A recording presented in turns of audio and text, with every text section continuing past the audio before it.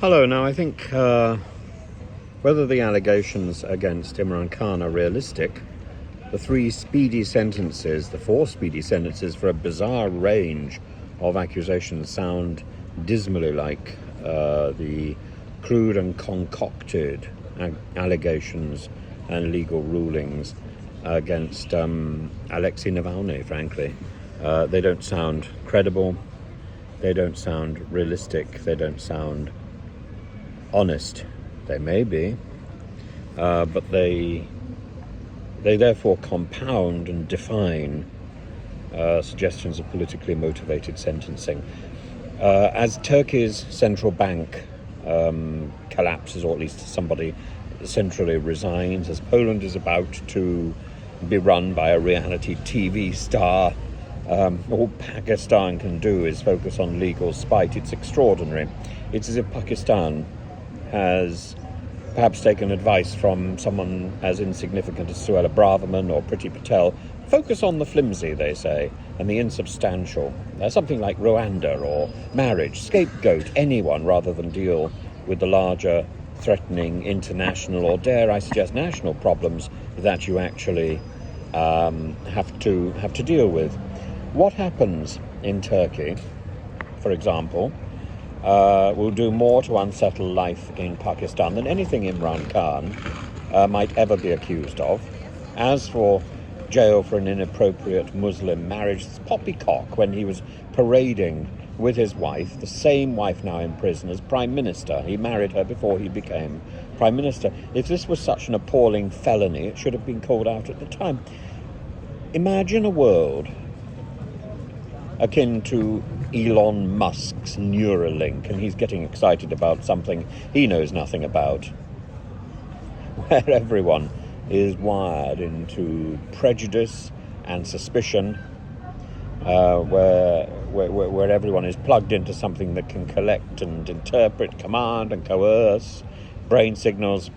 Yes, surely in the past we used to call that religion or politics or magic or entertainment.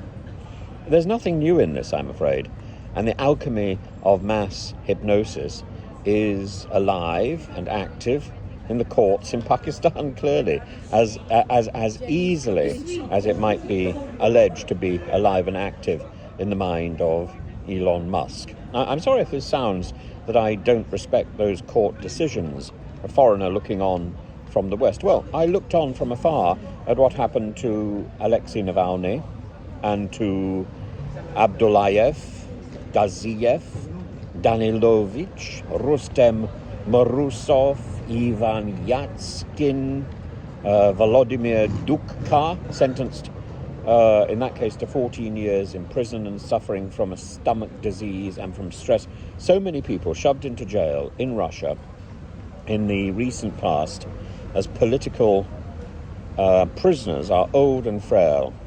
Yes, you could say, well, Imran Khan, sentenced for leaking a confidential cable, is, 71 years old, convicted for not waiting sufficient time for marrying his third wife, and for some sort of illicit sale of gifts that he received, Rolex watches that he bought and then sold when he was Prime Minister. All of this to intimidate people about to cast their vote on the 8th of February in the elections, in the general elections. And by the way, in Pakistan, it's acceptable, apparently, for the Prime Minister to buy the official gifts that he's been given, but apparently nobody ever expected him to then sell them. And actually, the previous Prime Minister, Musharraf, apparently bought a $250 pearl necklace for 750 rupees. That's about £10 in 2006. Nobody's saying anything about that, surely. When most surveys suggest that Imran Khan has been the most popular leader recently in Pakistan, it seems absurd, doesn't it? That he's now in prison and estranged from his wife at 71 years old. This isn't the way we treat former leaders of our country. This says more about Pakistan than it says about Imran Khan, I'm afraid.